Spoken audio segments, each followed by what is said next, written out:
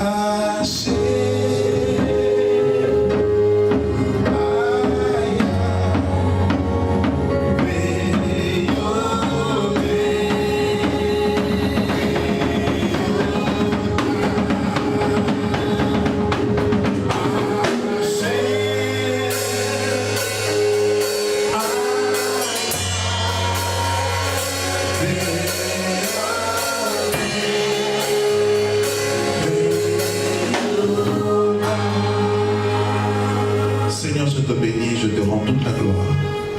Tu es digne de louange, tu es digne d'être élevé, tu es digne d'être magnifié.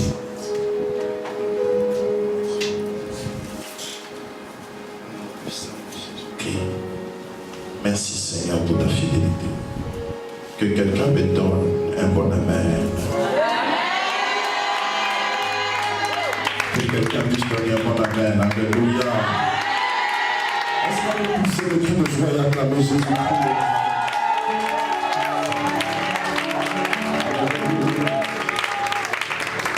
Amen, amen, amen. Regarde celui qui est à côté de toi et dit: je suis content de te voir, je sais que je serai béni parce que je suis assis à côté de toi. Ta manière de réagir dans le culte m'encouragera à recevoir plus du Seigneur. Alléluia, alléluia, alléluia.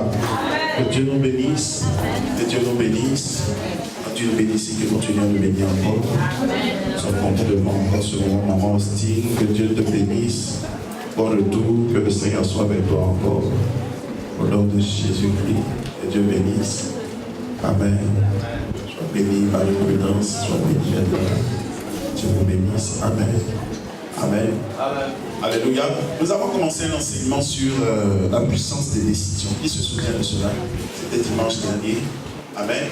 Et est-ce que quelqu'un a été provoqué cette semaine à prendre des décisions sérieuses? Amen. Pour sa destinée et pour sa vie. Amen. Amen. Je veux qu'on continue encore ce matin. Ce matin, je vais aller un peu en profondeur par rapport à notre enseignement et j'aimerais vraiment que nous soyons très attentifs pour recevoir cette portion de la parole. Je vais aller vraiment un peu en profondeur. J'aimerais que vous soyez très disposés. Je vais faire l'effort de pouvoir faire ma part et que le Seigneur puisse faire sa part. Alléluia. Amen. Alléluia. Amen. Alléluia. Amen. Vous savez, la décision, comme je le faisais comprendre, est une chose essentielle et importante dans la destinée d'un homme. Amen. On ne peut pas aller loin dans la vie si on ne prend pas de bonnes décisions. Alléluia. Les décisions déterminent véritablement beaucoup de choses par rapport à notre progrès, par rapport à notre évolution, par rapport à nos achèvements. Amen. Dieu, comme je le faisais comprendre la semaine dernière, est disposé à nous bénir. Et je crois que 2018, nous le croyons et nous continuerons à le croire, sera une année de bonnes nouvelles et de bénédictions. Amen. Cependant, les décisions que nous prenons cette année, en 2017, détermineront les résultats que nous aurons en 2018. Amen. Amen. Vous savez, cette fin d'année n'est pas une fin d'année seulement. Le grand problème que nous avons, c'est que certaines personnes en fin d'année prennent la fin d'année simplement pour célébrer, pour danser, pour se réjouir. C'est vrai, c'est une période de réjouissance parce que Dieu a été fidèle, il vous a gardé pendant toute l'année. Mais c'est aussi une fin d'année, c'est aussi une période de grande décision. Amen. Il y a certainement des domaines de votre vie où vous n'avez pas vu la main de Dieu se manifester. Ce n'est pas parce que Dieu ne voulait pas agir, mais il faut souvent s'asseoir et se demander, se poser la question de savoir qu'est-ce qui n'a pas véritablement marché et quelles sont les décisions que j'ai prises qui ont fait que les choses n'ont pas évolué comme elles devaient se faire. Amen. Amen. Dieu ne pourra jamais agir au-delà de la décision qu'il attend de nous. Dieu peut agir, Dieu veut agir, la prophétie est là, il y a beaucoup de choses, la bénédiction de Dieu est là, mais nous devons nous décider de pouvoir entrer en possession de cette bénédiction-là. Je vais donner un petit exemple ce matin encore pour entrer dans la profondeur du message que je veux partager. La Bible nous parle d'une dame du nom de Marie, Amen, qui est devenue une célébrité de nos jours.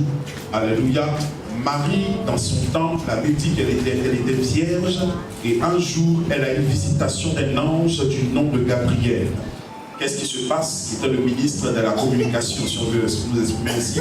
Il vient lui annoncer le projet de Dieu. Dieu a un grand projet et le projet de Dieu, c'est de faire venir au monde celui qui sera le sauveur de l'humanité. Et son nom, c'est Jésus-Christ, n'est-ce pas? Tout le monde connaît cette belle histoire. Je crois que chacun est passé à l'école du dimanche et on a eu le temps quand même d'apprendre cela.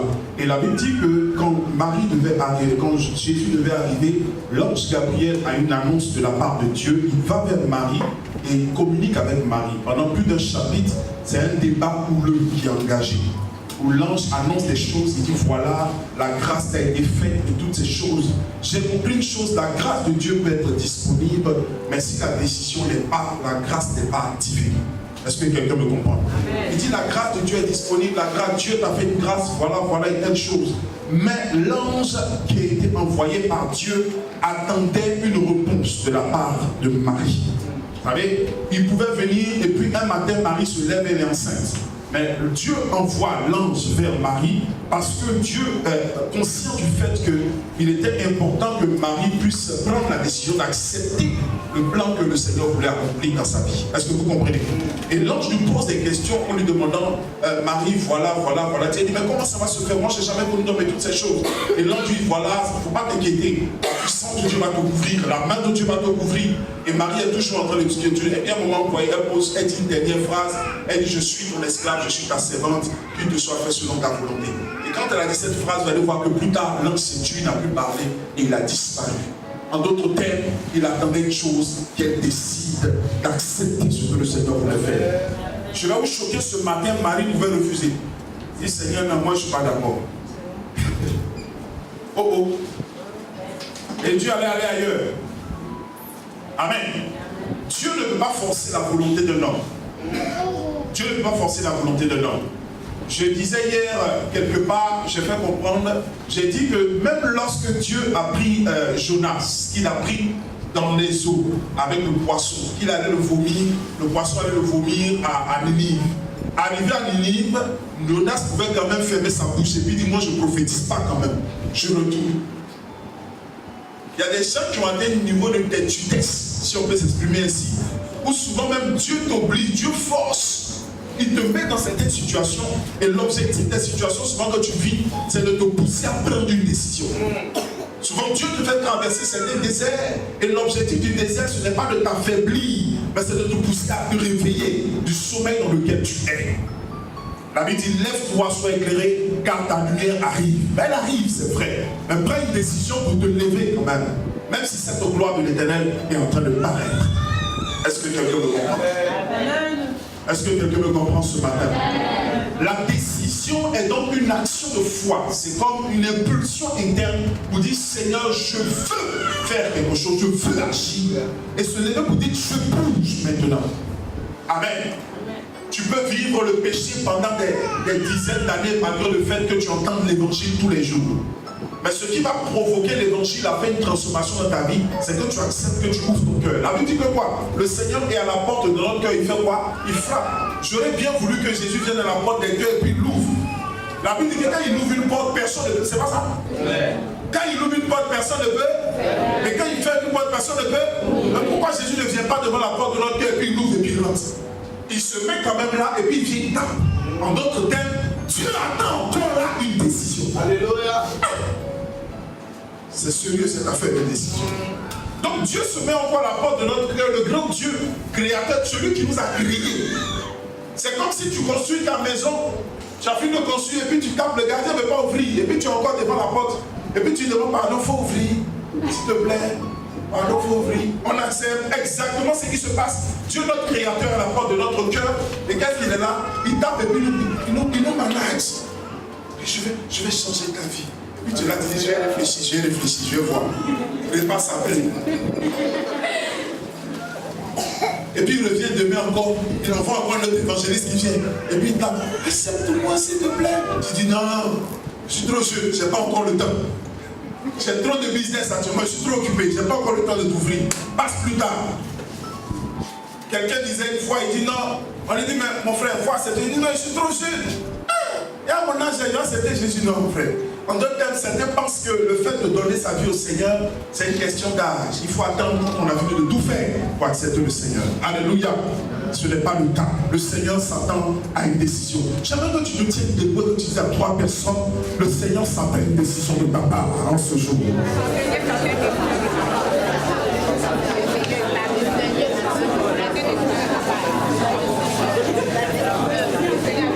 Alléluia. Est-ce qu'on peut acclamer le Seigneur? Amen. Le Seigneur s'attend à une décision. Tu peux rester là des années et puis ne pas bouger. Amen. Alléluia. Il y a des personnes, vous savez, ne pas prendre de décision, c'est prendre une décision. Lorsque je ne prends pas la décision de faire quelque chose, que je m'arrête, que je ne prends pas de décision, j'ai décidé quelque chose. Ne pas bouger, c'est une décision. J'ai décidé de ne pas bouger. Ne pas agir, c'est une décision. Est-ce que quelqu'un comprend? Donc le fait de ne pas bouger, c'est prendre une décision. Il est bon d'avoir de bonnes décisions, il est bon d'avoir de bons choix, il est bon d'avoir de bonnes idées, mais il est important de se décider à agir avec les idées que nous avons. Est-ce que quelqu'un me comprend ce matin? Est-ce que quelqu'un me comprend? Dans les jours, dans nos vies, chaque matin, chaque fois, à chaque carrefour de notre vie, nous avons des grandes décisions à prendre. La décision, par exemple, de notre carrière, c'est une grande décision. Chacun de nous aujourd'hui est ce qu'il est passé, c'est ce qu'il a choisi. La décision de ma carrière me conditionne à faire le choix des études que je vais faire. Est-ce que quelqu'un me comprend? Est-ce que quelqu'un me comprend? La décision, par exemple, de prendre mon conjoint, la femme et l'homme avec lequel tu es marié, peut-être dans d'autres cas c'est une obligation, mais dans ton cas ce n'est pas une obligation, tu as fait un choix. Alléluia. Toi avec quelqu'un dit tu as fait un choix. Le choix de ton lieu de vie, c'est un choix. Je peux être né en Côte d'Ivoire et puis ne pas accepter de vivre en Côte d'Ivoire. Certains ont choisi de vivre ailleurs et ils se battent pour aller ailleurs. Alléluia. Le choix par exemple du style de vie que je veux mener, c'est un choix. Je peux choisir le style de vie, de vivre une vie si pourquoi. Comme je peux faire le choix de ne pas vivre une vie si pourquoi. C'est un choix. Alléluia. Alléluia. Alléluia. C'est un choix. Dis à quelqu'un, c'est un choix. Le fait d'être venu à l'église ce matin, c'est un choix que j'ai fait, c'est une décision que j'ai prise. Choisir l'église dans laquelle je suis, c'est un choix, c'est une décision. Tu n'es pas obligé. Tu as décidé, tu dis je suis là. Amen. Il est important pour nous de faire les bons choix dans notre vie. Et de prendre les bonnes décisions. Amen. Je prie qu'à la fin de ces enseignements, Dieu nous donne de prendre les meilleures décisions de notre vie. C'est la meilleure partie de notre vie, c'est la meilleure partie, c'est une bonne partie de l'année, la fin de l'année, où nous prenons le temps de parler des décisions. Alléluia. Alléluia. Alléluia. Je vais aller directement dans le but de notre sujet. Comment prendre les décisions? Qu'est-ce qu'il ne faut pas faire d'abord? Qu'est-ce qu'il ne faut pas faire? La première chose, ne jamais prendre une décision dans la précipitation. Ne prenez jamais de décision dans la précipitation. L'une des choses qui pousse les gens au désastre, c'est de courir à prendre des décisions dans la précipitation. Vous savez, le monde est tellement rapide, le monde est tellement rempli de beaucoup de choses, que nous avons tendance à prendre des décisions dans la précipitation. Chaque décision que nous prenons nous engage et engage notre destinée. Donc chaque fois que nous devons prendre des décisions, il est important pour nous de faire très attention, de ne pas nous précipiter dans les décisions que nous prenons. Je lis le verset de Proverbes chapitre 19, verset 2, Proverbes chapitre 19, verset 2. La Bible dit, le manque de science n'est pas bon pour personne. Et celui qui se précipite celui qui précipite ses pas tombe dans le péché. Lorsque nous précipitons pour faire certaines choses, il y a des décisions capitales de notre destinée pour lesquelles, bien aimé, il est important de prendre le temps de savoir quelle est la volonté de Dieu. Ce vieux message, ce vieux thème, la volonté de Dieu, qu'aujourd'hui, de nos jours, nous n'avons même plus entendre. Qu'est-ce que Dieu pense? Aujourd'hui, on a tellement de moyens d'avoir un projet, d'avoir un plan, d'avoir un point de vue, qu'on ne prend plus le temps de savoir ce que le Saint-Esprit pense et ce que Dieu pense de ce que nous voulons faire. Vous savez, un projet est fonctionnel en fonction de la personne. Il y a des choses que je peux faire qui peuvent marcher avec moi. Il y a des choses que tu peux faire qui ne marcheront pas, même si je les fais que j'aime ça marcher avec moi. Est-ce que vous comprenez? Chacun de nous a un plan bien précis de Dieu dans sa vie. Il y a des choses qui marcheront pour moi, mais qui ne marcheront pas pour toi. Comme il y a des choses qui marcheront pour toi, mais qui ne marcheront pas pour moi. Et souvent, les conseils de mon succès peuvent ne pas être des conseils pour ton succès. Aïe, aïe. Je ne sais pas si quelqu'un me comprend cela. Les conseils de mon succès peuvent ne pas être des conseils pour ton succès. Parce que ce qui est bon pour moi n'est pas forcément bon pour toi. La meilleure personne habilitée à nous donner des instructions et des conseils fiables pour accomplir un projet de Dieu dans notre vie, c'est le Saint-Esprit. Tu ne pourras jamais accomplir le projet de Dieu dans ta vie sans le Saint-Esprit. Est-ce que quelqu'un me comprend ce matin? Donc ne te précipite pas. Dis à quelqu'un ne te précipite pas.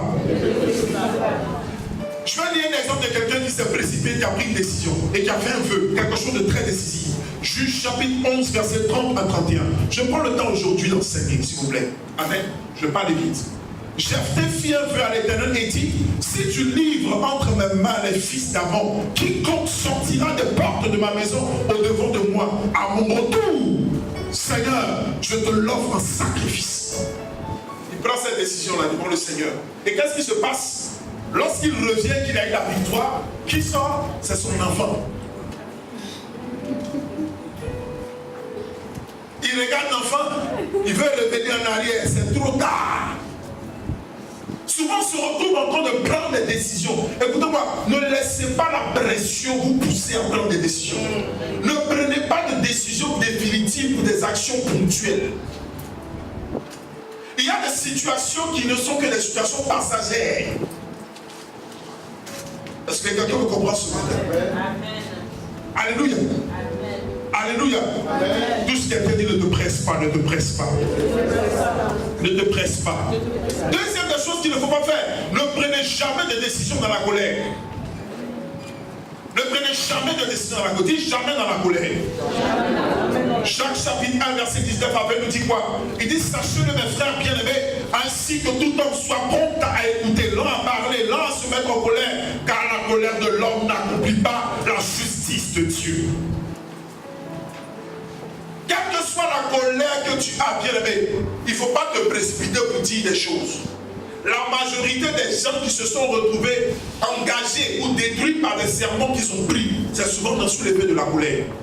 Vous savez, quand on est sous la colère, on peut dire beaucoup de choses.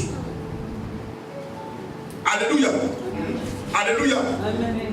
Alléluia. Amen. Ne vous précipitez pas à prendre des décisions dans la colère. Quelqu'un fait quelque chose, ah, bon, voilà, c'est fini, on se sépare. Voilà. Non, non, pas de la colère.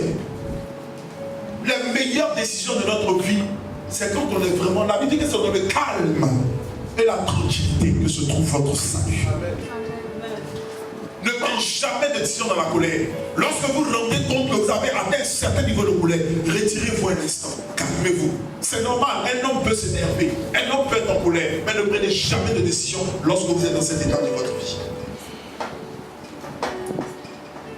Est-ce que quelqu'un peut comprendre ce matin? Amen. Proverbe chapitre 30, verset 31.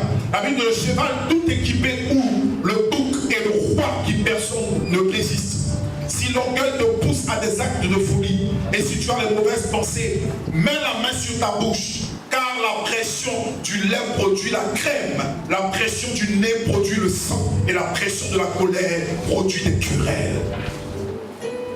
Ne laisse jamais la colère te pousser à prendre des décisions. Est-ce que quelqu'un me comprend? Amen. Dis jamais dans la colère. Jamais dans la colère. Jamais dans la colère. Rappelle-toi maintenant, ressasse ta vie et vois toutes les décisions que tu as prises à des étapes de colère dans ta vie. Bien-aimé, je vais te dire une chose qui va te choquer. Chaque matin que tu te lèveras, il y aura des objets de colère. Même au volant. En Côte d'Ivoire, comme j'ai l'habitude de dire, je dis, tu ne conduis pas pour toi, si tu conduis pour toi, tu conduis pour les autres. Et si tu conduis pour toi, selon risque de te connaître. Tiens compte des erreurs des autres pendant que tu conduis. Et chaque matin, pendant que tu sors le matin, tu as fini de prier, il y a des gens qui vont te faire pécher. Un gars qui sort de lui, et puis il passe devant toi. Et puis tiens.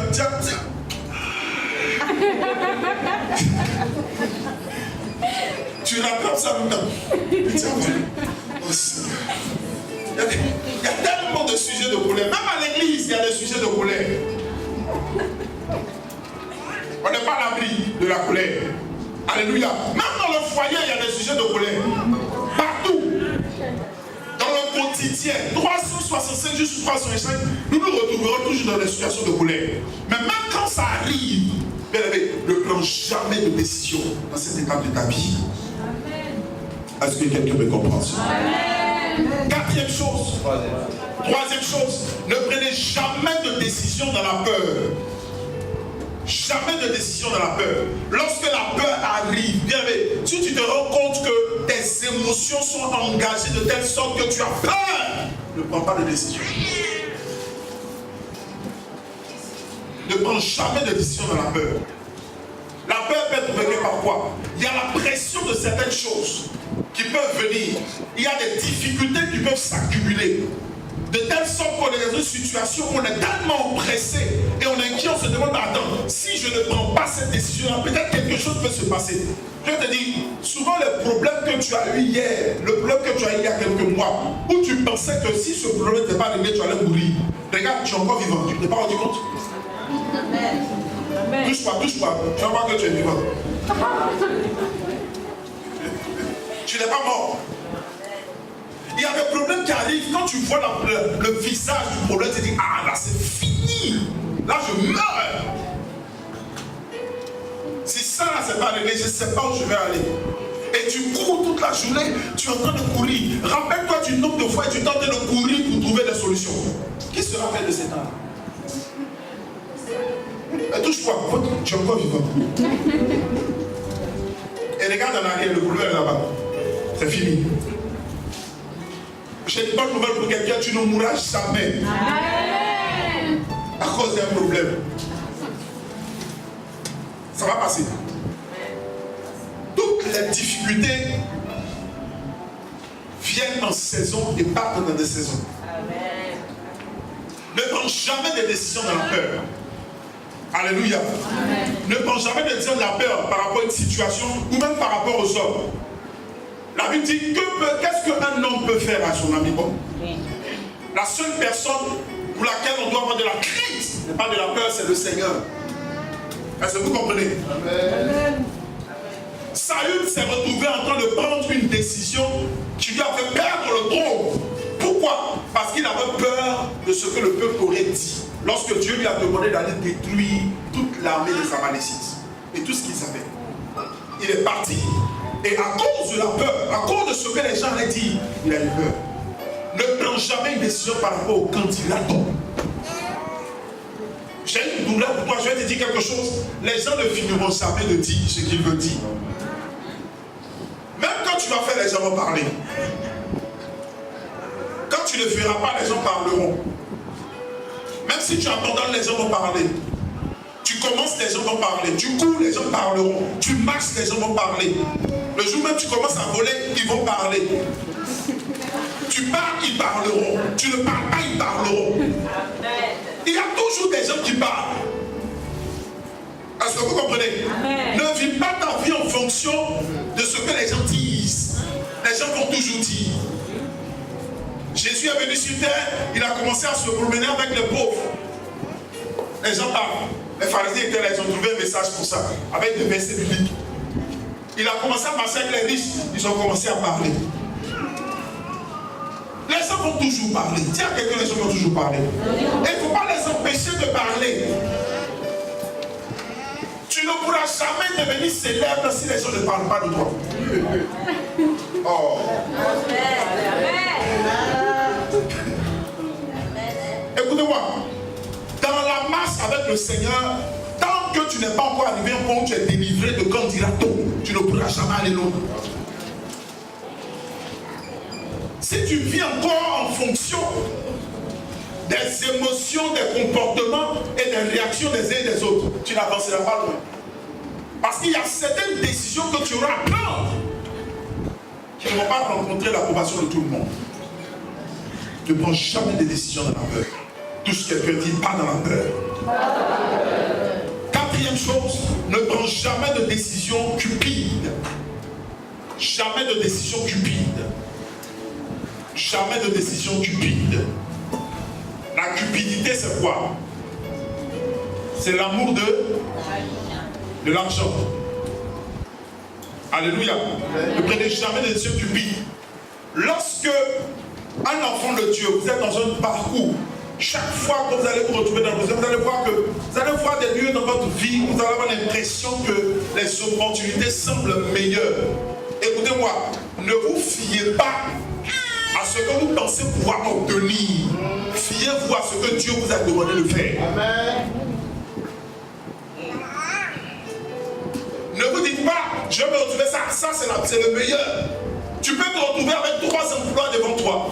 Et les 3 emplois, tu te retrouves avec un où le salaire est 10 fois celui de l'autre. Tu vas te dire, ah, c'est ça la réponse, c'est ça que oh Dieu m'a béni. Pourtant, le salaire 10 fois là, c'est 2 semaines que tu dois faire là-bas. Après, on te renvoie. Or là où on te donnait peut-être 2 fois ou 3 fois, c'est à vie. Entre les deux, quel était le meilleur choix? 3 fois moins. Lorsque Lot et Abraham se sont retrouvés devant une décision, un choix effectué, la Bible dit que Lot s'est retourné vers quoi? Il s'est retourné vers le lieu verdoyant. Il s'est dit, ah, c'est là-bas, ça, Dieu est dans ce coin.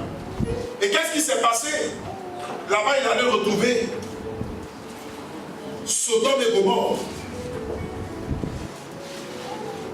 On l'a raté. Quand ils l'ont raté là-bas, frère, on dit sort de là. C'est un courant. Alléluia. Il y a des décisions souvent que nous ne prenons par cupidité. Même les décisions de mariage. 2 frères viennent vers toi.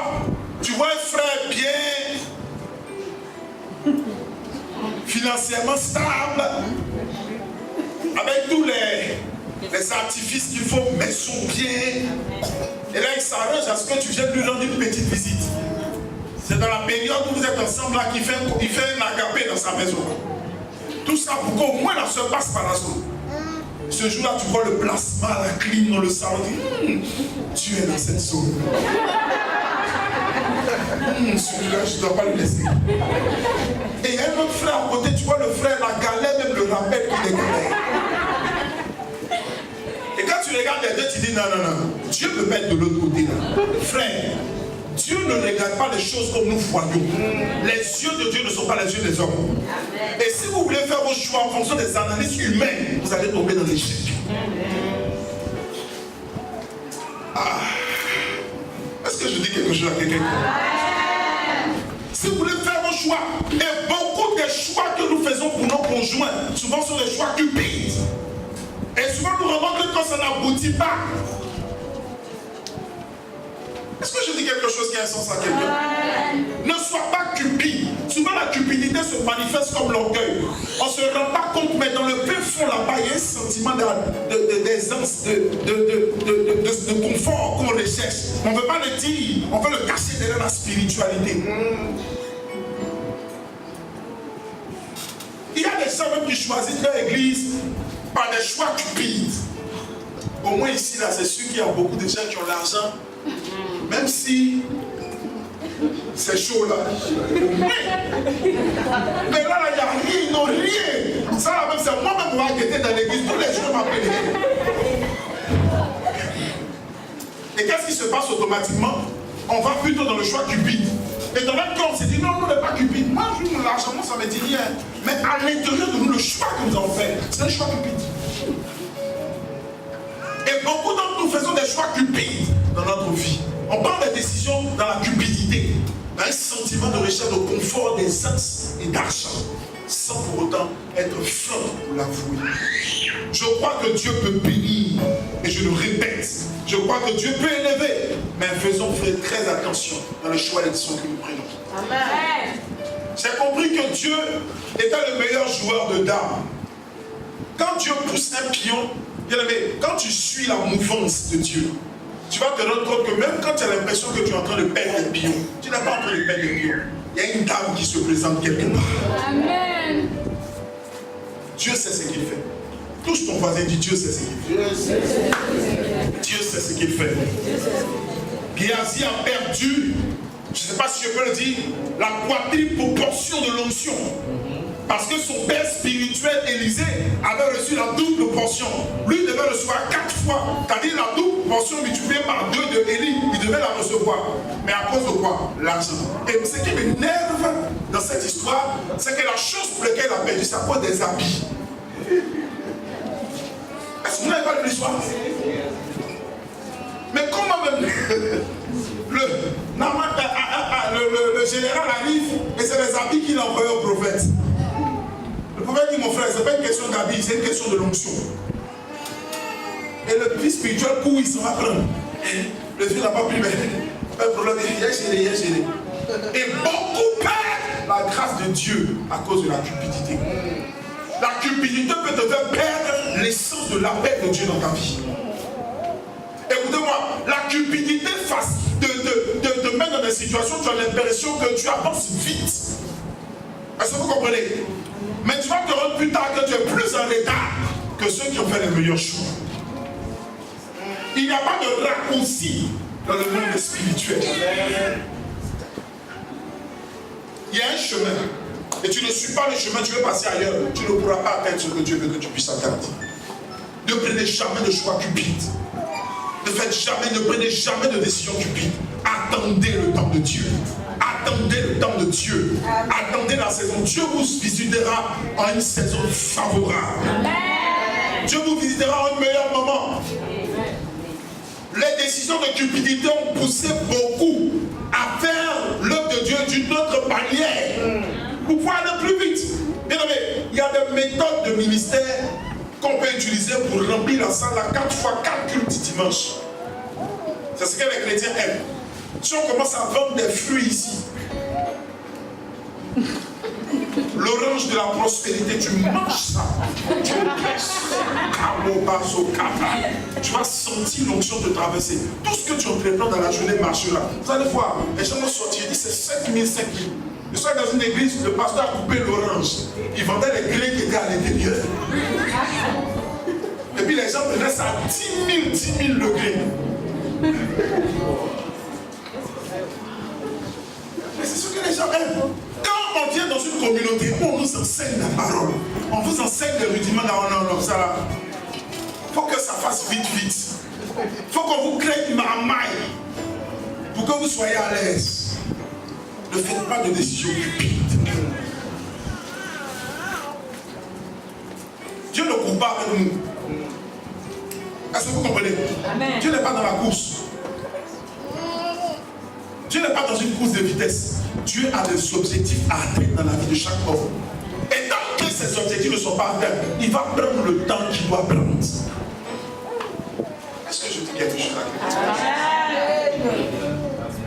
Alléluia. Nous avons décidé d'attendre Dieu et de faire ce que Dieu veut faire. Et nous savons que nous serons où Dieu veut nous conduire. Alléluia. Touche quelqu'un qui ne fait pas de décision. Ne prend pas de décision cupide. Ne prend pas de décision cupide. Ne prend pas de décision cupide. Je connais des personnes qui ont fermé le ciel de leur ministère à cause de la cupidité. Sans le dire.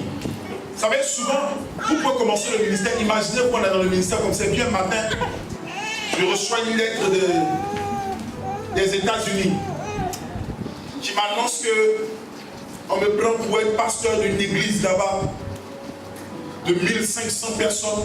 J'aurai un salaire de $25 000 par mois.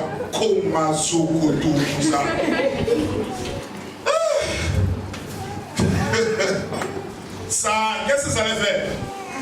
Il y a plein, il y a longtemps, ils vous ont laissé ici, ils ont quitté. Vous allez prier seul. Ce n'est pas parce qu'ils n'ont pas prié pour eux que vous n'allez pas être béni. Soyez bénis ailleurs avec une autre personne. Alléluia. Je connais des pasteurs qui ont rangé leurs pieds, ils sont partis. Et qu'est-ce qui se passe? Des gens qui étaient excellents, des gens qui avaient la grâce de Dieu, des gens qui avaient l'approbation de Dieu se retrouvent comme si tout est à reprendre à zéro. Tu peux éteindre la gloire de Dieu sur ta vie à une mauvaise décision. Est-ce que quelqu'un me comprend? Je parle tout doucement aujourd'hui parce que je veux qu'on se comprenne. Alléluia. Ne prends pas des décisions cupides. Cinquième chose, ne prends pas les décisions à la légère. Il y a des gens qui ont la légèreté dans leurs décisions. Dis-toi tous les jours, et j'aimerais qu'à la fin de cet enseignement on le retienne, chaque décision que nous prenons est une décision de destinée. Il ne faut jamais rien prendre à la légère. Ce qui a fait que Jacob a été en horreur, que Ésaü était en horreur à l'Éternel, il prenait les choses de Dieu à la légère. Comment pour simplement manger un plat de lentilles? Tu peux proposer autre chose. Propose à Jacob un habit. Propose-lui un peu d'argent plus tard. Mais c'est ton droit de l'Est que tu viens jouer. Et tu as fini de manger, tu dis, oh, c'est rien, c'est pas grave. De toutes les manières, je vais récupérer plus tard. Il avait vendu sa destinée. Ne prenez jamais de décision à la légère. Ne jouez pas avec les choses. Vous savez, c'est les gens sérieux qui accomplissent les choses sérieuses. Amen. Les gens légers, ils accomplissent des choses légères. Légères. Amen. Proverbe chapitre 20, verset 25. C'est un piège pour l'homme que de prendre à la légère un engagement sacré et de le réfléchir qu'après avoir fait un vœu. Est-ce que vous comprenez? Amen. Comme par exemple, lorsque je fais un vœu, et ça c'est une chose pour laquelle je suis stupéfait. Est-ce que vous comprenez l'importance d'un vœu? Passez Tchombo, pardon, s'il te plaît, lève-toi. Je viens dire à Pasteur Tchombo, Pasteur Tchombo, passe demain, je vais donner 200 000. À 4 heures, Pasteur Tchombo arrive. Il vient chercher les 200 000, moi je dors. Il tape, je l'attends. Et quand il vient, je descends. Hé, Pasteur Tchombo, il y a quoi? Non, c'est les 200 000 que tu vas prendre. Je m'amuse. Si tu as pris au sérieux. Mais tu as besoin d'argent. Bon, on va voir ça après, on va voir ça après. Et c'est comme ça qu'on fait Dieu. Quand on dit, l'Esprit de Dieu est là, viens prendre un engagement 100 000, 50 000, 500 000. Et quand le jour de récupérer le vœu arrive, Dieu vient te dire, je m'amuse. Et tu as besoin d'église, je vois, tu moissons les dents de les jouer là, tu as pris au sérieux.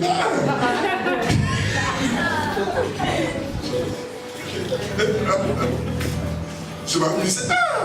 On ne peut pas jouer un peu. On ne joue pas avec ça. On ne joue pas avec Dieu. Jouer avec Dieu, c'est jouer avec sa destinée.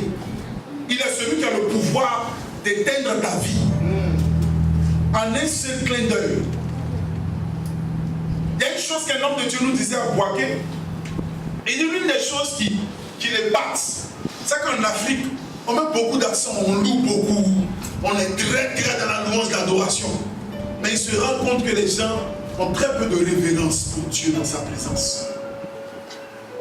Il dit, il est étonné de voir que pendant que les gens sont en train de, un pasteur prêche, vous allez voir des gens qui sont en train de causer, des gens qui se lèvent et puis ils marchent, des gens qui mangent. Dieu parle. Bon, peut-être qu'aujourd'hui, je le dis, on ne voit pas l'impact. Mais est-ce que vous imaginez que Dieu est en train de parler? La Bible dit qu'il est délivré de la force par quoi? Par sa parole. En fait, la transformation, le changement, le miracle que tu es en train d'attendre, c'est ce que Dieu te donne des rudiments. Le moment où tu es en train de parler, ce moment, imaginez-vous que tu es en train de parler avec Alassane Ouattara. Et Alassane te parle, et il dit, attends, Madame Dachi, je t'en prie de te dire. Par rapport à la chose que tu parles. Je suis en train de te transmettre. Tu parles.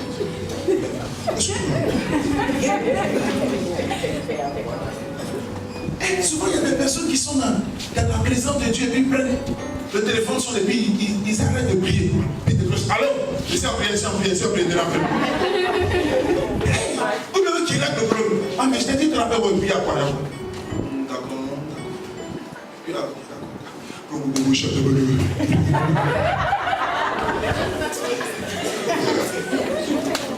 Dieu nous regarde et puis dit, hey!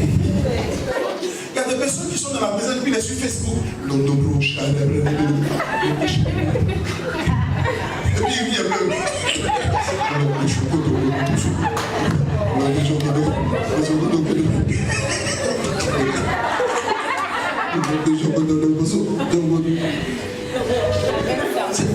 Je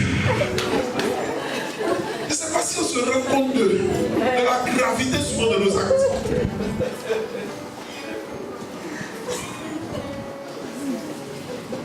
Et ça arrive. Mais tu as prié, dernier SMS, et puis tu vas t'y répondre. C'est que tu arrêtes ta communication avec Dieu pour engager une communication avec les hommes.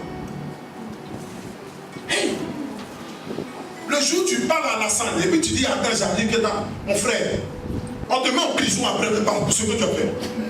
C'est-à-dire que c'est passible d'une condamnation pénale parce que tu te fous du président.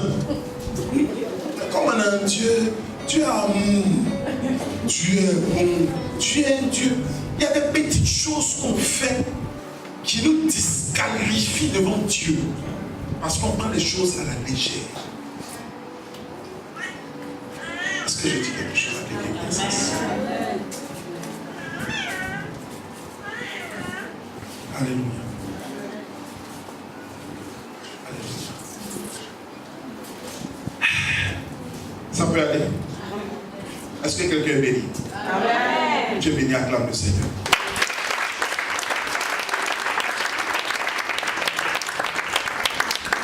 Dis à quelqu'un, à partir d'aujourd'hui, je ne prendrai aucune décision à la légère.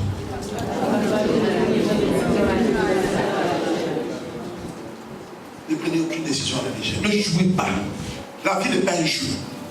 Est-ce que je dis quelque chose qui a un sens? La vie n'est pas un jeu.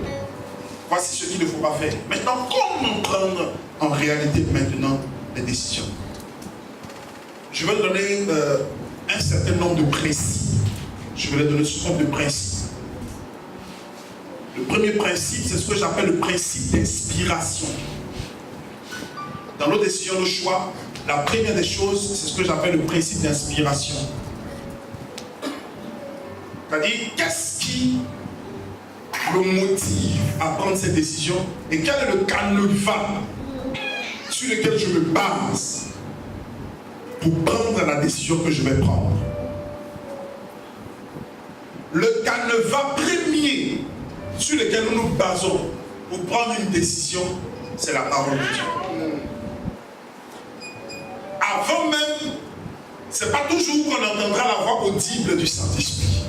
Qu'est-ce que la parole de Dieu dit? Je veux marier un inconverti. Je vais demander au pasteur, le professeur me dit, mon frère, tu as brûlé les étapes. Il y a déjà un canevas qui te donne le pouvoir de savoir quelles sont les limites de la décision que tu veux prendre. Est-ce que quelqu'un me comprend ce matin? Donc, les limites de ma décision déjà sont établies par la parole de Dieu. La parole de Dieu est notre baromètre par excellence. La parole de Dieu révèle la volonté de Dieu. Et la pensée première, je précise première, du Seigneur par rapport à toute décision et tout choix que nous allons faire. Qu'est-ce que la Bible dit? Est-ce qu'au jour d'aujourd'hui encore, on se pose la question de qu'est-ce que la Bible dit? Je ne sais pas si elle existe encore de nos jours. Je vais faire une affaire. Est-ce que cette affaire-là, elle est biblique ou elle n'est pas biblique? Qu'est-ce que la Bible dit par rapport à ce genre d'affaire? Je vais faire telle chose, je vais prendre telle décision. Qu'est-ce que la Bible dit par rapport à ça? quelle aurait été l'action que Jésus aurait posée par rapport à ce que je veux faire? Donc le premier élément, c'est ce que j'appelle le principe d'inspiration. C'est la parole de Dieu qui est notre première source d'inspiration. Et toujours dans le principe d'inspiration, en deuxième, lorsque nous avons consulté les Écritures, nous allons véritablement déjà même devant le Seigneur pour savoir qu'est-ce que Dieu pense. Bien aimé, au jour d'aujourd'hui, nous devons beaucoup plus passer le temps pour demander la volonté de Dieu pour une chose,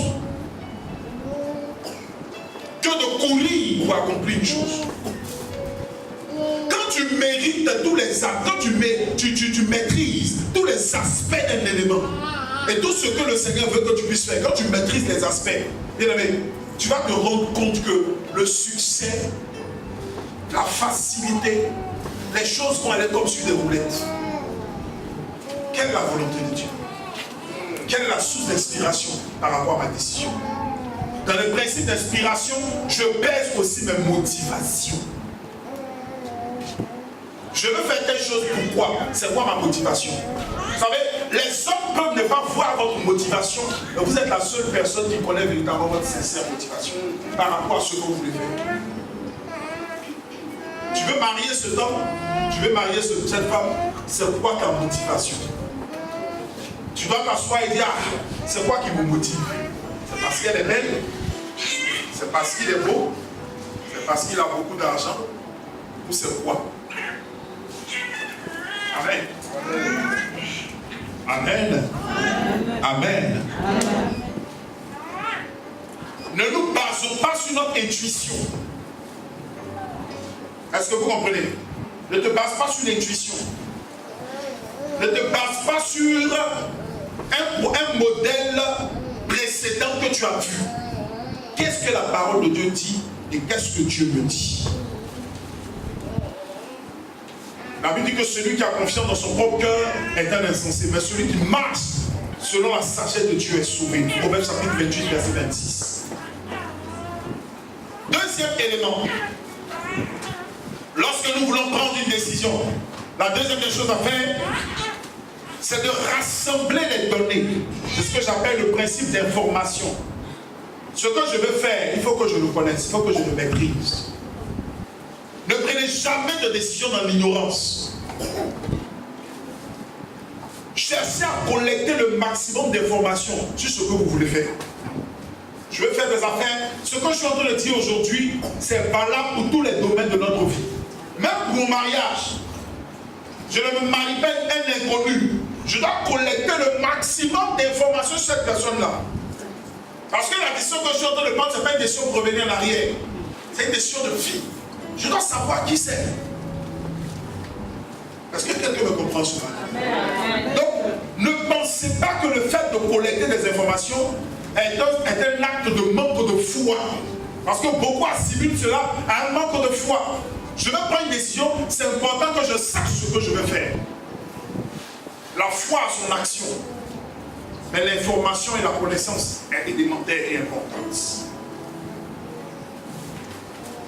La Bible dit en Proverbe chapitre 13, verset 16, tout homme prudent agit avec connaissance.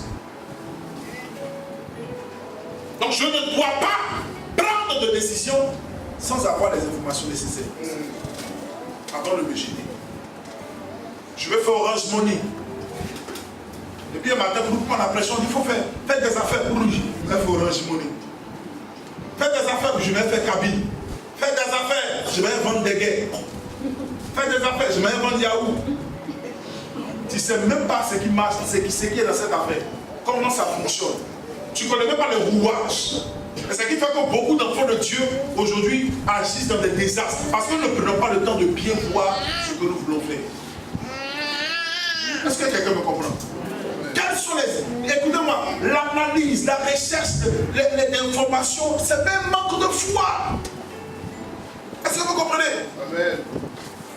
Le jour où je dis je vais commencer l'église, j'ai cherché les informations sur l'église, j'ai étudié l'église, j'ai étudié la croissance de l'église, j'ai étudié les difficultés de l'église. J'étais conscient de toutes ces choses-là avant de m'engager. Même lorsque le Dieu m'a donné l'information de le faire. Lorsque le Dieu m'a donné la révélation. Vous pouvez avoir les révélations, mais il est important de vous informer sur ce que Dieu veut que vous puissiez faire. Est-ce Est-ce que quelqu'un me comprend ce matin?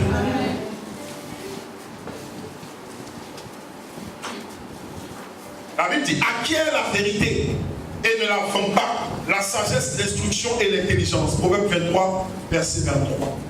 La troisième étape, le troisième principe, c'est ce que j'appelle le principe de la consultation.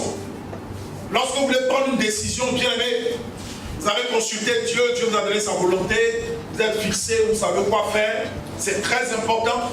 Et là, c'est là qu'il ne faut pas mélanger les choses. Les gens mettent le principe de la consultation avant le principe de l'inspiration, où on va pour aller savoir qu'est-ce que Dieu pense. Le principe de la consultation, c'est là où on demande conseil. Je n'ai pas fait quelque chose que je ne connais pas, quelque chose pour lequel je n'ai pas d'expérience, si je ne prends pas des conseils avec des gens qui ont fait ce que je veux faire. Je veux me marier, je ne cherche pas conseil auprès des gens mariés. Même si Dieu m'a dit de me marier, c'est vrai, mais il est important que j'ai des conseils par rapport à ce que je veux faire. J'ai collecté des informations, il est important. La Bible dit que les projets échouent par manque de conseillers. Je veux faire des affaires, il est important que je puisse avoir des personnes qui me conseillent par rapport à ce que je veux faire. Est-ce que quelqu'un me comprend? Certains mettent le principe de la consultation bien avant. C'est-à-dire qu'ils vont consulter d'abord les gens avant d'aller voir Dieu. Et c'est là qu'on est mélangé, parce qu'on ne sait pas la volonté de Dieu encore. Mais lorsque vous avez la volonté de Dieu, parce qu'en réalité, comme je le disais, vous pouvez rencontrer des gens qui vont vous donner des conseils, qui vont vous encourager. Mais quand vous connaissez la volonté de Dieu au préalable, vous savez faire le choix dans les conseillers que vous avez. Est-ce que quelqu'un me comprend? Amen. Est-ce que quelqu'un suit l'enseignement ce matin? Amen. Alléluia. Quatrième élément, fixez-vous des objectifs. C'est ce que j'appelle le principe de la sélection. Assurez-vous de bien comprendre la raison et le but de la décision que vous avez à prendre.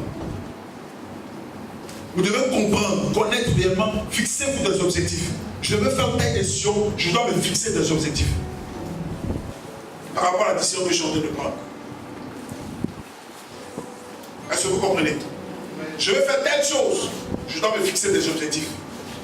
On ne peut rien accomplir de grand sans de petits objectifs. Il y a de petits objectifs que nous fixons tous les jours qui nous permettent d'accomplir de grandes choses.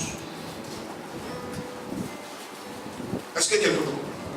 Si tu me comprends, claque. Ce que tu veux faire, tu as besoin de te fixer des objectifs. Je veux me marier, fixe-toi des objectifs. Je veux travailler, fixe-toi des objectifs. Je veux faire le ministère, fixe-toi des objectifs. Alléluia. Il faut vous fixer des objectifs. Ayez des objectifs bien précis. Amen. Ce que j'appelle le principe de la sélection. Cinquième élément, le principe de l'évaluation. Vous devez connaître le coût. Combien ça va vous coûter la décision que vous allez prendre? Quel est le coût? Ça va me coûter combien? Quel est le prix à payer? Aucune décision, aucun grand achèvement dans la vie n'est gratuit.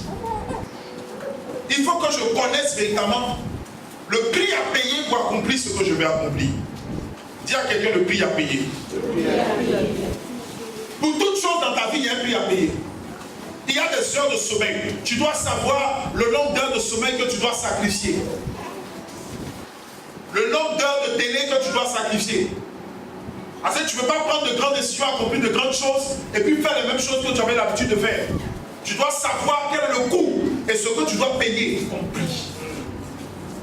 Rien n'est gratuit. Est-ce que vous comprenez? Pour aller à la prochaine étape, il y a un prix supérieur à payer. Est-ce que je dis quelque chose qui a un sens? Il y a un prix supérieur à payer. Dis à quelqu'un, il y a un prix à payer. Il y a un prix à payer. Il y a un sacrifice supérieur à faire. Tout ce que vous faites dans la vie, sachez que si je veux aller plus loin, je dois payer un prix supérieur. Vous voulez plus d'onction? Il y a un prix à payer. Amen. Vous avez pris la décision d'avoir plus d'options, évaluez le prix que vous devez payer. Vous avez pris la décision de faire de grandes affaires, évaluez le prix que vous devez payer. Alléluia. Alléluia.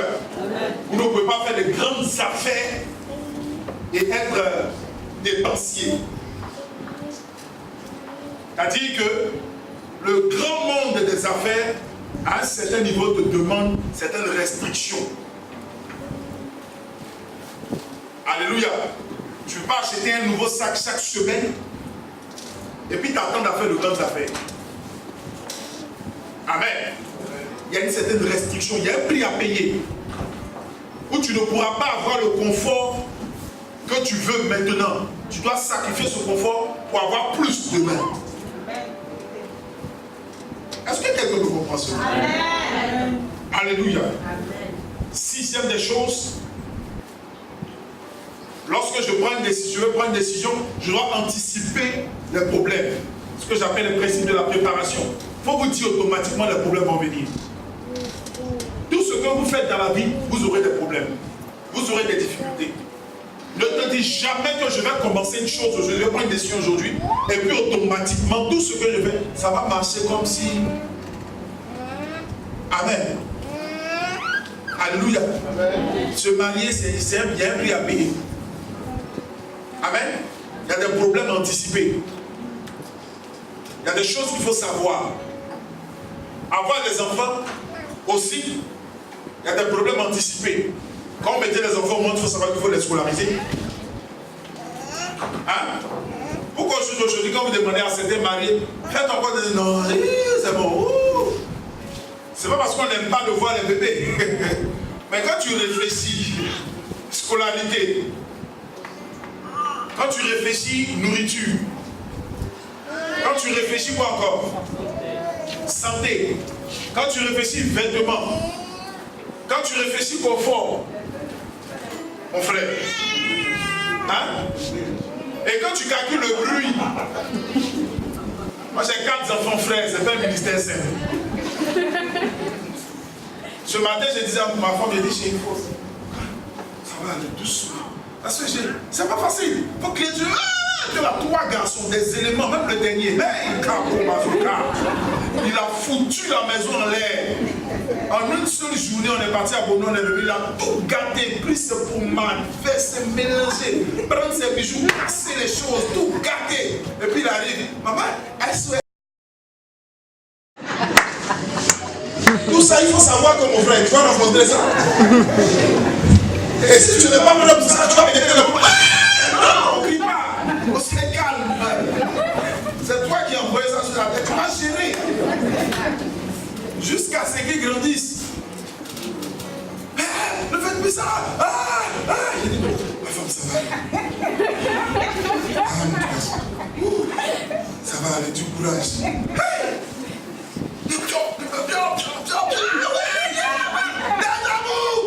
On a développé une capacité de crier, on est devenu fort dans les cris.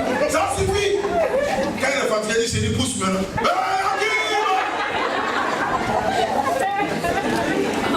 Mais imagine-toi, tu as 8 comme ça.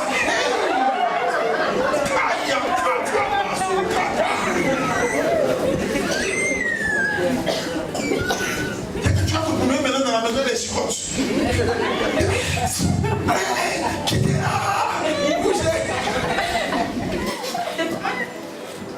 Et ça va te rendre hystérique. Amen. Donc quand tu en fais, tu dois savoir, mon frère, ce qui est derrière, c'est une décision que tu as prise. Tu dois payer le prix pour ça. Alléluia. Est-ce que quelqu'un comprend de quoi je parle? Mais ça, c'est à cette étape-là. À une autre étape maintenant, c'est l'étape où les Grégoire et les Albertines vont commencer à tourner autour de la cour.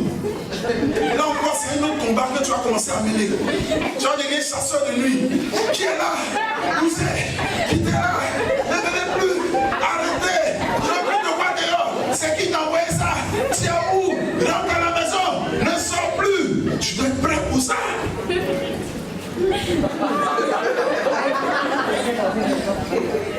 Tu dois être si prêt qu'un matin, quelqu'un peut t'envoyer ça aussi.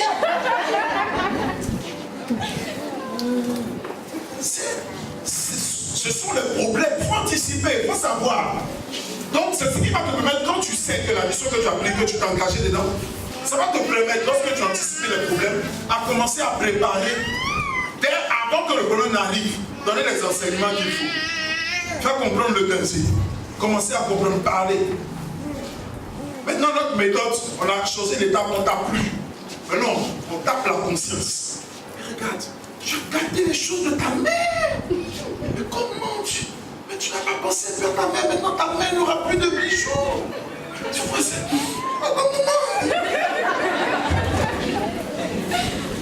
Et on s'est rendu compte que ça marche. Regarde la note que tu as eue. Hein? Ton père gaspille son argent. Et puis regarde ce que tu fais. Pas de papa. Et ça marche. Alléluia. Je dis des choses qui semblent élémentaires, mais pour vous dire quelque chose, lorsque vous savez anticiper les problèmes, et vous savez comment les décisions que vous allez prendre, voilà ce que ça va apporter. C'est pourquoi certaines personnes ne savent pas ce qu'ils vont trouver dedans. Amen. Dans le mariage, là, il y a des faillards dans certaines zones. Il y a des parties qui brûlent. Il y a quelqu'un derrière moi ici qui a dit, ah, ça brûlait.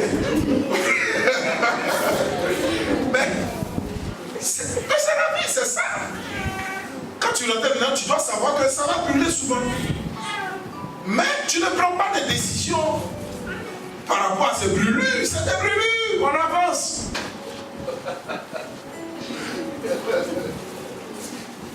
Tu brûles les mêmes, c'est la même personne qui a venu souffler.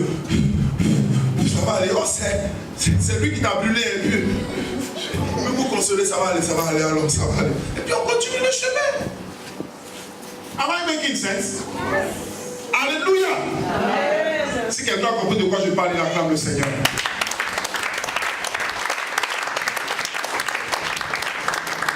Alléluia. Ensuite, il y a le principe de la confrontation. Faites face à vos craintes. Faites face à vos craintes. Faites face à vos craintes. Il y a des choses qui vont vous faire peur. Il y a des faiblesses. Souvent, tu vas entreprendre quelque chose, tu vas te décider d'une chose, tu sens que tu as une faiblesse quelque part. Dieu ne prend pas, ne donne pas des responsabilités à des gens qualifiés. Dieu accompagne ceux qu'il choisit. Alléluia. C'est pourquoi ne t'arrête pas de prendre la décision parce que tu te dis que j'ai des faiblesses, je ne peux pas, je suis incapable. Bien, mais la majorité des gens que Dieu a choisis dans la Bible étaient tous incapables. Moïse était incapable, Josué était incapable, Marie était incapable, Paul était incapable. Lisez toute la liste, ils sont tous des hommes incapables que Dieu a rendus capables. Donc si tu te sens avoir une incapacité quelconque, bien aimé, on arrive dans la liste des gens que Dieu utilise. Dieu ne cherchera jamais des gens qui ont toutes les compétences. Si tu as toutes les compétences, Dieu te laisse là. Mais dans le domaine dans lequel tu n'as pas de compétences, c'est là que Dieu va démontrer sa gloire. C'est pourquoi la Bible dit qu'il utilise des choses vides pour confondre la sagesse des hommes. Dieu est passé maître dans l'art de la confusion. Là où tu ne l'attends pas, c'est là qu'il apparaît. Am I making sense? Alléluia. Donc ne maximise pas sur tes faiblesses. Les faiblesses peuvent être là. Alléluia. Les faiblesses peuvent être là. Mais il y a un Dieu qui est notre force dans les temps de faiblesse. Il dit, c'est lorsque je suis faible, c'est alors que je suis fort. J'ai découvert une force cachée derrière mes faiblesses qui me soutient dans mes incapacités. Alléluia. Et la dernière étape, prenez la décision, ne regardez pas en arrière, foncez. Foncez. Quel que soit ce qui arrivera, quand vous maîtrisez tous les aléas, ne regardez pas quelqu'un, allez-y. Les mêmes personnes qui disaient à l'aveugle, alléluia, tais-toi, tais-toi, fais-toi, ne parle pas. Ce sont les mêmes personnes qui nous ont dit, mon frère, te mettre dans ta peine, viens ma partie. Ils l'ont accompagné jusqu'à Jésus-Christ.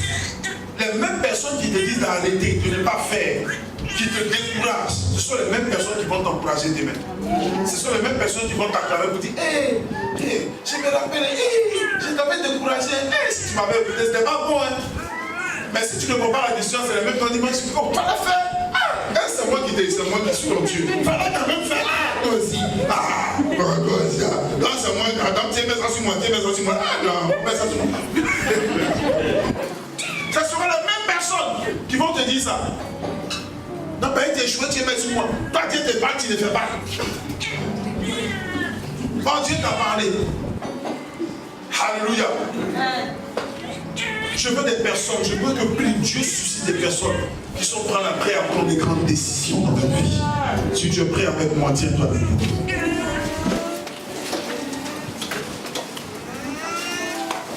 Alléluia.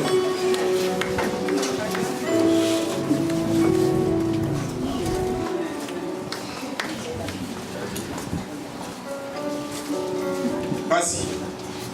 Je veux que tu dises à 7 personnes, vas-y. Prends la décision.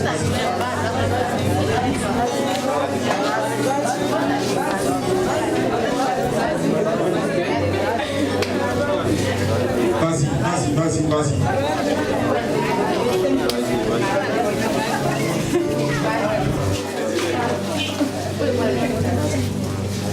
Alléluia. Il n'y a pas de grande réalisation sur cette terre. Regardez toutes les réalisations qui étaient sur la terre. Elles sont là parce qu'un homme a décidé. Un homme a décidé. Un homme. Toute bonne chose sur cette terre, derrière cette bonne chose, il y a un homme qui s'est décidé.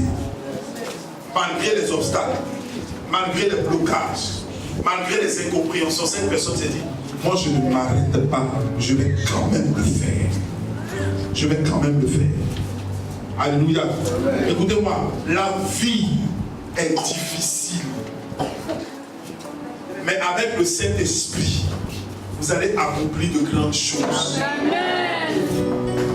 Les obstacles sont constants. Les objets de découragement sont toujours là. Est-ce que vous comprenez? Amen. Mais ce qui fera de toi le grand et la grande de demain, c'est la capacité que tu as eu de surpasser ces choses-là et d'aller au-delà. C'est ce qui va faire que demain on va t'acclamer. Aujourd'hui, on acclame les grands de ce monde. Pourquoi? Parce qu'ils ont dépassé leur peur.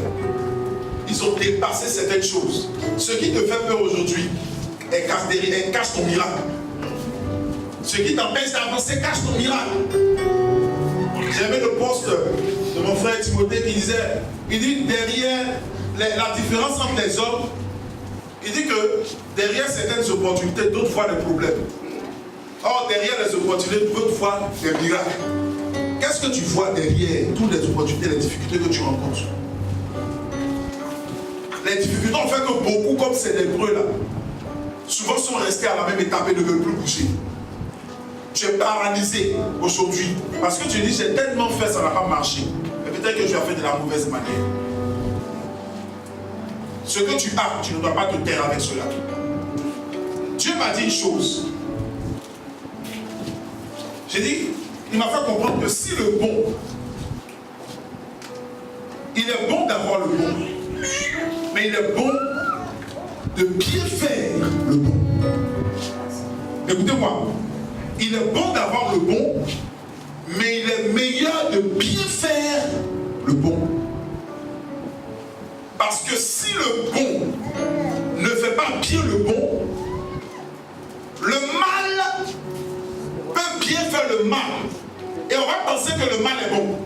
Je ne sais pas si vous pouvez pas comprendre ça. Est-ce que vous comprenez?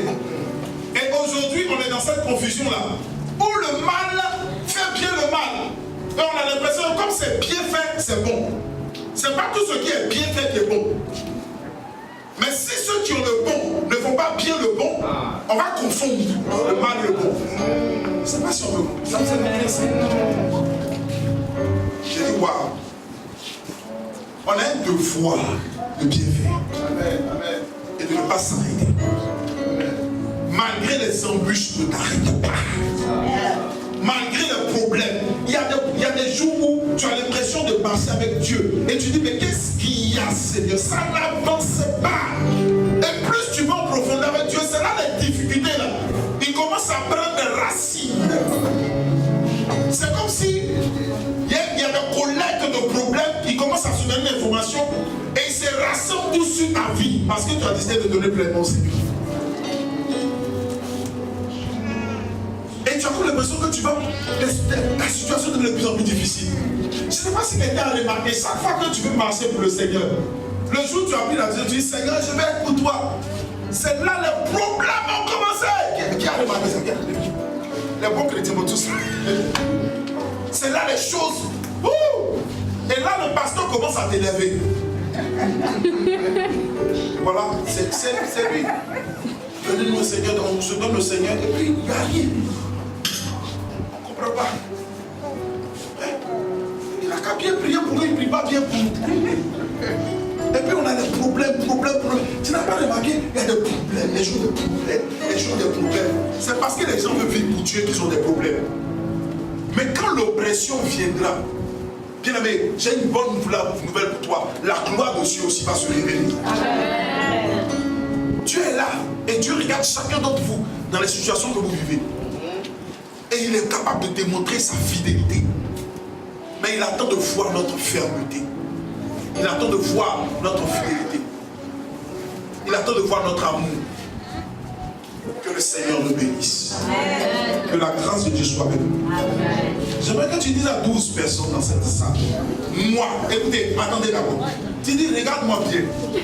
Je ne vais pas abandonner. Non, il ne faut pas lui parler d'abord. Écoute bien. Tu dis, il faut bien me regarder. Je ne vais pas abandonner. Même la 100e fois, je serai là encore pour enseigner, pour faire ce que tu m'as demandé.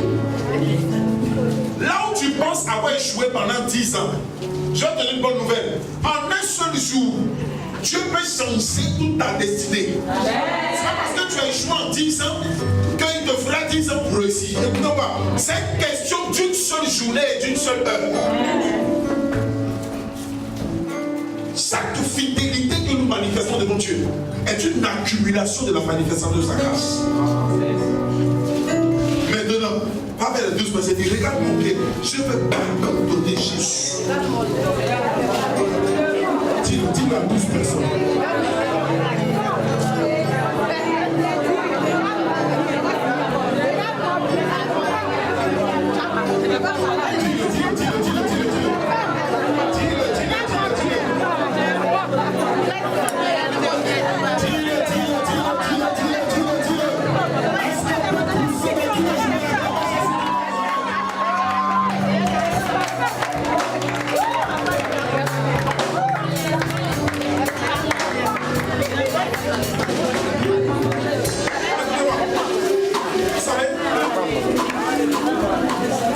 Chaque oppression qu'une personne vit, il y a Dieu et le diable qui te regardent. Le diable est en train de te regarder pour dire il va venir vers moi, il va venir vers moi, il va venir vers moi. Il va se distraire finalement venir vers moi. Et Dieu aussi est en train de dire il va rester avec moi, il va rester avec moi, il va rester avec moi. Est-ce que vous comprenez? Il y a des choses qui, le monde spirituel nous regarde. Est-ce que vous comprenez? Le monde spirituel nous regarde. Et nous avons pris une décision de suivre Jésus, de nous accrocher à Jésus et de croire en Jésus. Et nous ferons sa gloire. Est-ce que quelqu'un me comprend? On va voir la gloire de Dieu. Laisse les gens se moquer de toi aujourd'hui. Ils ne vont pas se moquer de toi tous les jours. Un jour viendra, quand on va faire le bilan des vies, ils vont dire hey, la soeur là, elle souffrait, elle regarde maintenant. Dieu est bon.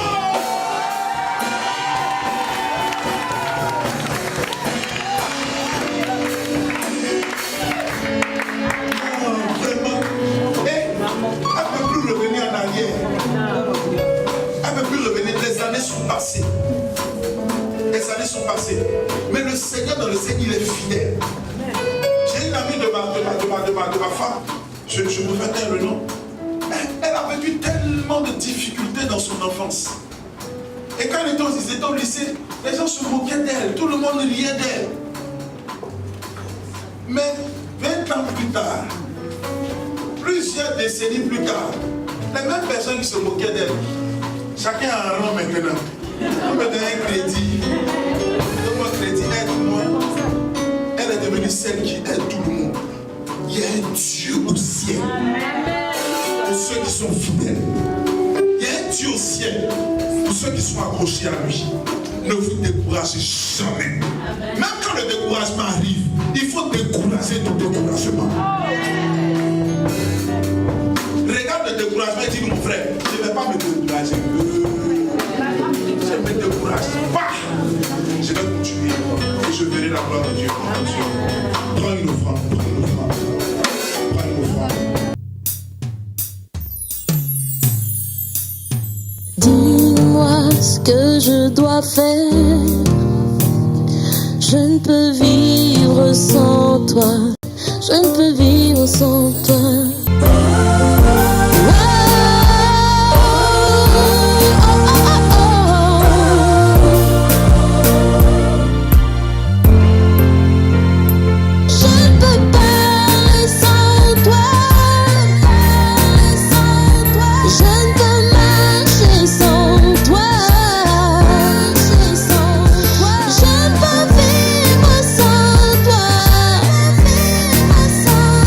Je ne peux